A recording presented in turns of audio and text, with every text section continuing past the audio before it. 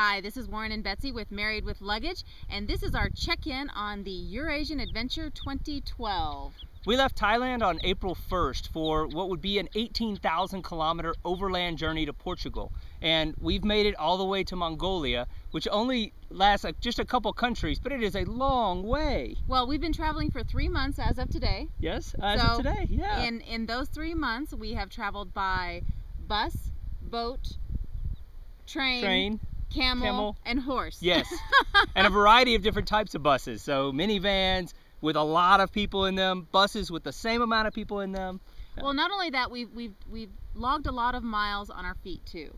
Yeah, we've done a lot more walking on this trip. Yeah. Obviously, since we left on this big adventure, we started walking a lot more, and you're currently seeing us out in the wilds of Mongolia in the midst of a 100-kilometer trek over the course of 5 days. Yes. It's a beautiful, magnificent way to see the world, and this whole journey is about learning to appreciate what we're seeing, being in the moment, and making decisions as you have to make them, and not worrying so much about the future. And I think we're really succeeding on that front. There have been some challenges along the way, but I think we're really succeeding on that front. Yeah, it's hardest for me, and I'm the first to admit it. I love to plan. So this has been a challenge. This particular trip, the 5 days that we're on, all we told somebody is, hey, we want to go out and trek for 100 kilometers. That was it.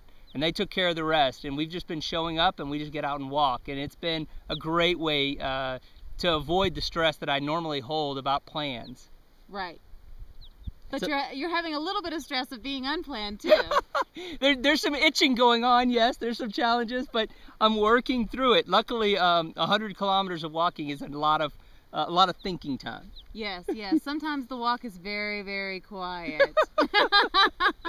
So this journey has been wonderful to date because we've got to look a little bit more about why we travel and about what we appreciate about travel, more so than just getting to the next destination.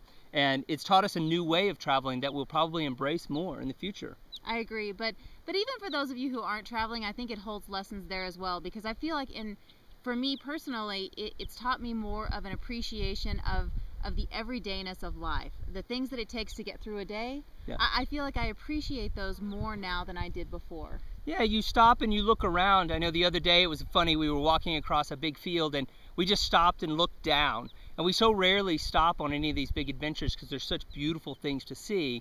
And we just watched the insects for 5 minutes. That may sound incredibly dull, but for us it signified what this trip is all about. Hey, they were dung beetles moving dung. It was a great show of teamwork. We are in love with this overland adventure, and yes, we anticipate bringing you more and more videos and stories as we go along, from the people we meet to the things we see. Yes. And until the next report, which will be after we finish our 100-kilometer trek, we will see you next time. Bye, Arte.